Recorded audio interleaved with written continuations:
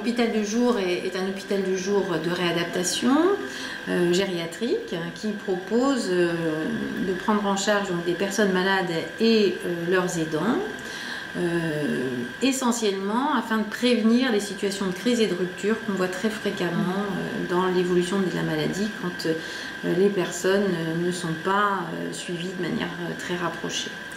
Alors, l'idée, c'est de partir de la situation de l'aidant et du patient. On reçoit les deux, on fait des entretiens, on évalue de façon précise leurs besoins, leurs demandes et les difficultés. Et puis ensuite, on propose des traitements non médicamenteux qui sont effectués par des rééducateurs qui ont une expérience de longue durée dans la prise en charge de ces maladies, sur des programmes qui permettent de valoriser les capacités préservées et de proposer les aides à domicile qui paraissent nécessaires au stade de la maladie qui est le leur.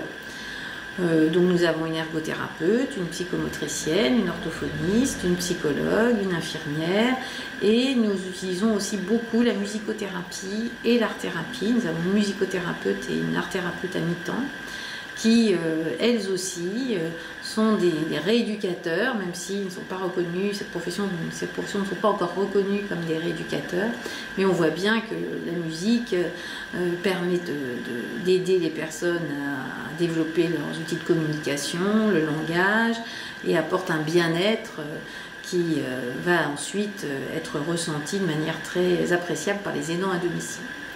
Par ailleurs, pour les aidants, nous avons monté des programmes d'éducation thérapeutique qui permettent d'évaluer de façon individuelle les situations de chaque aidant et de leur proposer ensuite un programme qui réponde à leurs besoins avec à la fois des informations mais aussi des mises en situation.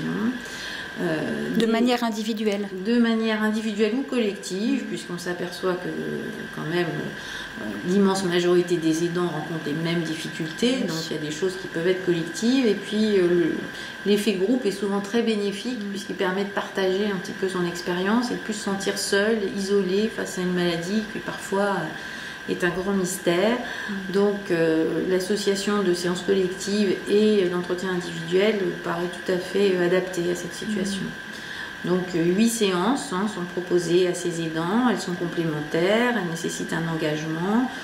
On essaye le plus possible de les inciter, parfois avec un peu de difficulté, mais finalement les choses sont peut-être un petit peu plus simples aujourd'hui, à participer justement en ayant cet entretien individuel où on va mettre en lumière toutes leurs difficultés en leur expliquant qu'on peut apporter des réponses à toutes ces situations. Je pense aux troubles du comportement, aux difficultés pour amener des personnes à faire des activités, à sortir de chez elles. Enfin, il y a beaucoup de situations qui sont source de souffrance pour les aidants.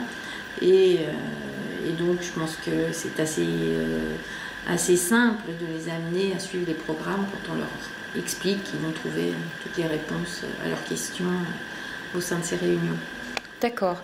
Et ensuite, au-delà de ces 8 séances, il se passe quoi? Alors, au-delà des 8 séances, on évalue ce qui a bougé dans la prise en charge, puisqu'on forme, au départ, on a évidemment formulé des objectifs. Donc, quand notre objectif, c'est qu'il y ait un peu plus d'aide à la maison, on suit l'évolution et on aide les personnes à mettre ces aides à domicile.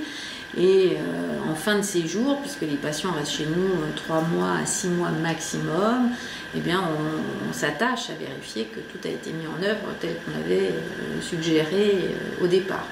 Puis ensuite, les personnes continuent à être suivies par leur médecin traitant, bien entendu, ça de façon au minimum mensuelle, mais aussi par leur médecin référent mémoire, qui peut être un neurologue, un gériatre ou un psychiatre, et qui va assurer ce suivi ensuite à distance après la sortie de notre service.